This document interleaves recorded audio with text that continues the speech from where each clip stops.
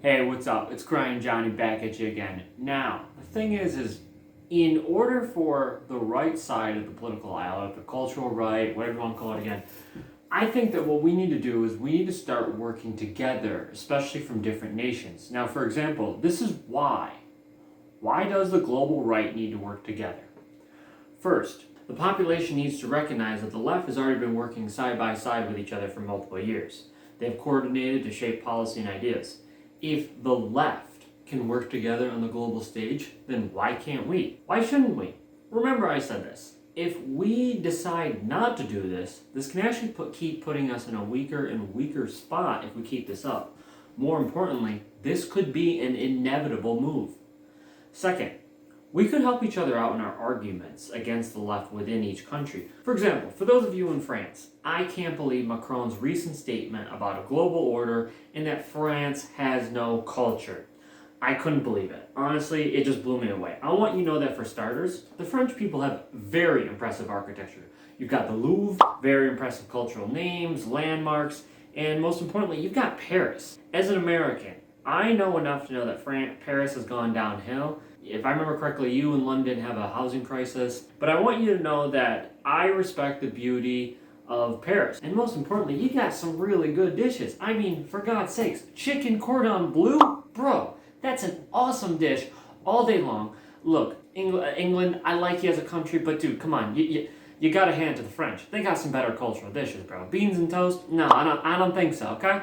Sadiq Khan is the mayor of London. Now, if he could take 5 seconds and stop bashing London, maybe, just maybe, he could actually realize how severe the knife crime epidemic has become. Right now in Canada is currently about to lose their guns. The Trudeau government is expanding and trying to go after hunting rifles. Mind you, think about that. Hunting rifles. Now we're going after hunting rifles. That's amazing to think about. Remember, all of you, you have an American who's willing to argue on your behalf. Second, we need to understand that global trends are affecting the Western countries or the West in ways we don't see. For example, we see the manifestation of the green energy policies becoming more and more popular among Western nations. I think on the green energy policies, we on the cultural right don't expect more explanations on the economics. And that's where we're failing. We need to actually have a real conducive conversation. Be like, hey, look, what is the economic policy here, okay? Look, I understand that the older technologies and the older resources are non-renewable. I get it.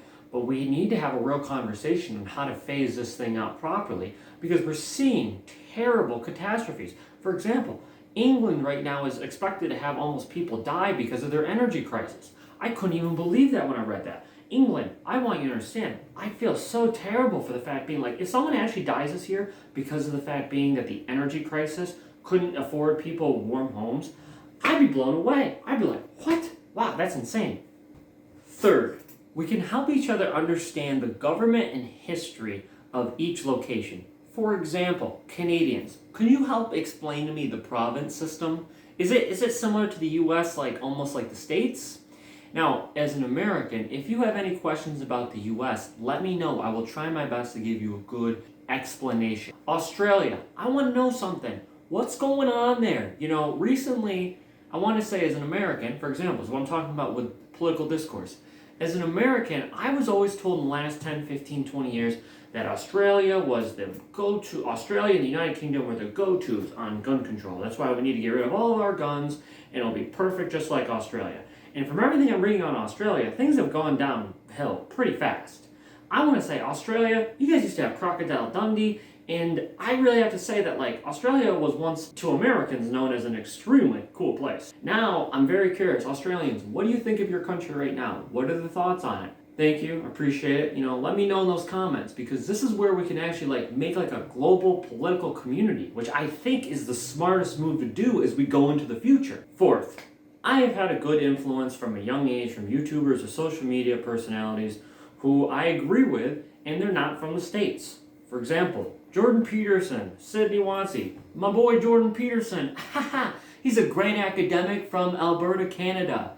Sydney Watson, she's from Australia. I forget exactly what city where she was from, but I remember she was from Australia, and if I remember correctly, I think she ended up moving to Texas here in the States. Now, I can't sit here and be a beacon for something about the global stage without saying that these individuals shaped me as a person as I grew up. I found that not only do they deserve that recognition, but we gotta remember, a guy like Jordan Peterson, he's 60. I love the guy, but he's not gonna be here forever. The young generation on the right of today needs to be able to work together just as well, if not, try to shoot for better than how the left has. Reason number 5. Not only do I believe that it's interesting to hear of the other political arguments from each side, especially like if I hear on Australian discourse or Canadian discourse, but most importantly, and I want to say this, I think it would be a lot of fun to one day have a global community where we go and visit each other's countries one day. Honestly, I think it's so cool, the idea.